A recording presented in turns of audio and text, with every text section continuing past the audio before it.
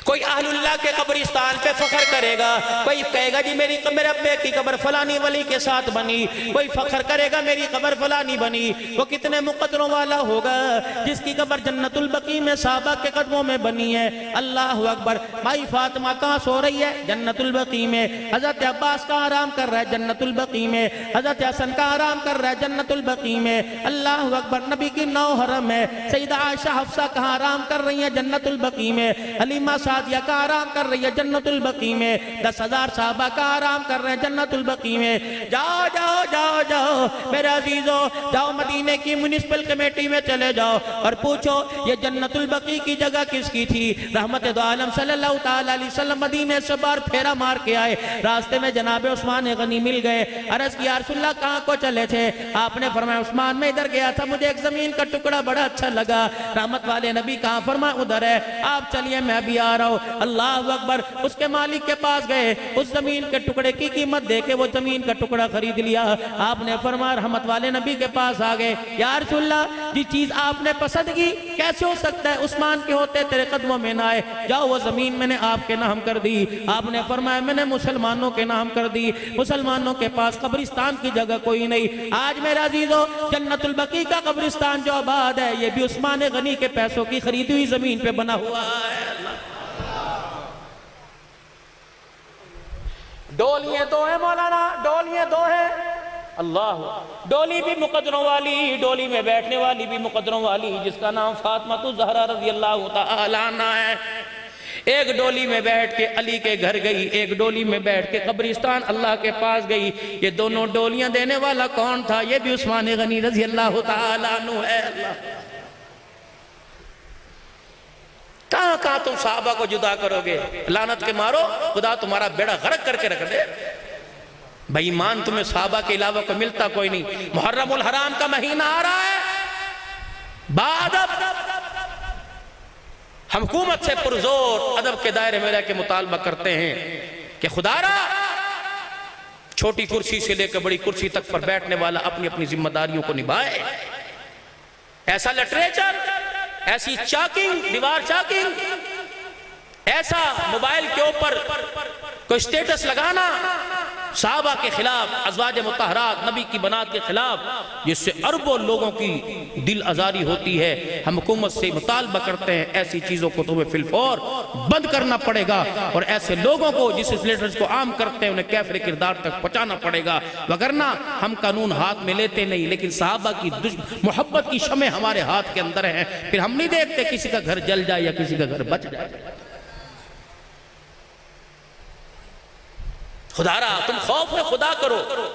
ठीक है मुहर्रमुल हराम अदब अकीदत के साथ मनाओ, हम भी मनाते हैं अल्हम्दुलिल्लाह। हमारे चनौट के अंदर 4 रोजा प्रोग्राम होता है और हजरत हुसैन की सीरत सूरत, अज़वाज मुतहरात और बनाते रसूल सल्लल्लाहु अलैहि वसल्लम की बारह जिंदगी पर रोशनी डाली जाती है। आओ हम भी दावत देते हैं, अल्लाह की कसम न कोई खून तुम्हें नजर आएगा न पत्थर रोड़ा नजर आएगा। हम मसावत और हमदर्दी का सबक देते हैं और यही चाहते हैं कि पूरी दुनिया के अंदर अमन व अमान हो जाए, पूरी दुनिया के अंदर इस्लामी भाईचारगी हो जाए, पूरी दुनिया के अंदर खत्म नबुवत की भी तहफ़्फ़ुज़ हो जाए, साहबा इकराम अहले बैत की इज्जतों का भी तहफ़्फ़ुज़ हो जाए। क्या ये हमारा मुतालबा जायज है कि नहीं है मेरे अज़ीज़?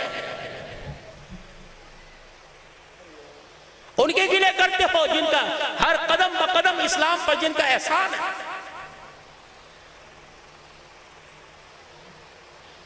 कौन? सैयदना सिद्दीक़ अकबर रज़ियल्लाहु ताला अन्हु। सैयदा आयशा कहती है तबूक के मौका पर जब मेरे घर वाले ने चंदा मांगा, चंदा मांगने वाला कौन था? मेरा घर में चंदा मांगने वाला मेरा घर वाला, चंदा देखने वाला मेरा अब्बा।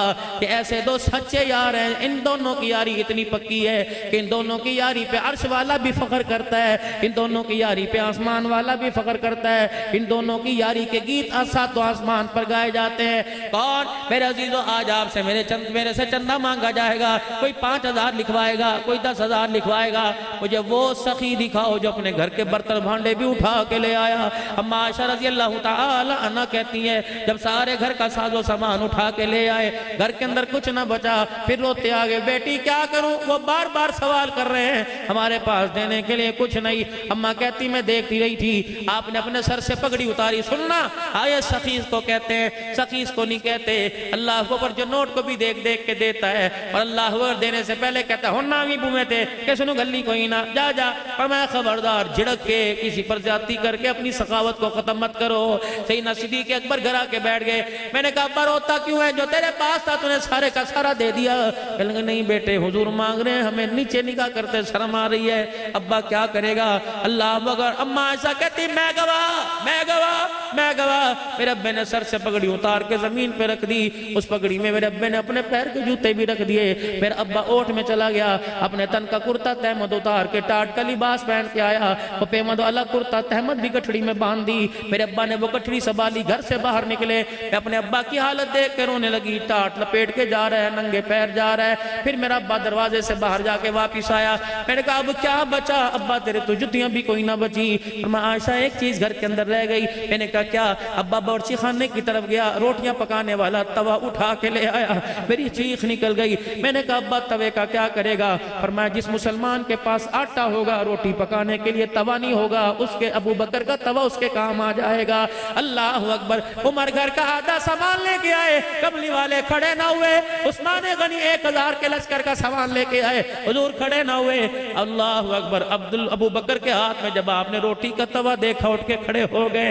अबू बकर तवा लेके आए। नबूवत ने अबू बकर के घर का तवा हाथ में ले लिया और फरमाया अबू बकर ये तवा क्यों लेके आया।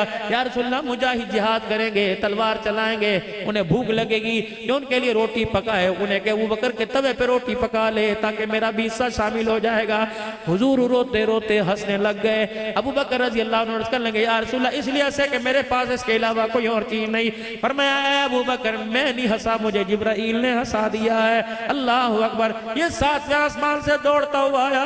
ए अबू बकर तेरे तवे को देखकर परवरदिगार आलम भी तुझे सलाम कह रहा है। तलमल के ढल औलादगी वारी हुजूर तो सोचा जरा न आजमाया, सिद्दीक ने सब कुछ दे दिया। एहसान है मेरे चांद साहबा के हमारे पर। उनकी इज्जत का दिफा नहीं कर सकते, कम से कम अपने बच्चों के नाम तो साहबा के नाम पर रख लो। कि ये भी तुम्हें हुकूमत मना करती है, अपने बेटे का नाम नियत कर। नौजवान ना मैं नाम गिनाता रहूं, खुदा तुझे तौफीक दे, अल्लाह तुझे दूध पूत वाला, अल्लाह तुझे 10-10 4-4 5-5 बेटे दे। हाथ खड़ा करके कहना इंशाअल्लाह मैं अपने बेटे का नाम अबू बकर रखूंगा, मैं अपने बेटे का नाम उमर रखूंगा। दोनों हाथ खड़े मैं अपने बेटे का नाम उस्मान रखूंगा, मैं अपने बेटे का नाम अली रखूंगा, हसन हुसैन रखूंगा, मुआविया रखूंगा। कह दो इंशाअल्लाह मैं अपने बेटे का नाम मुआविया को मैं अपने बेटे का नाम क्या रखूंगा, मुआविया रखूंगा।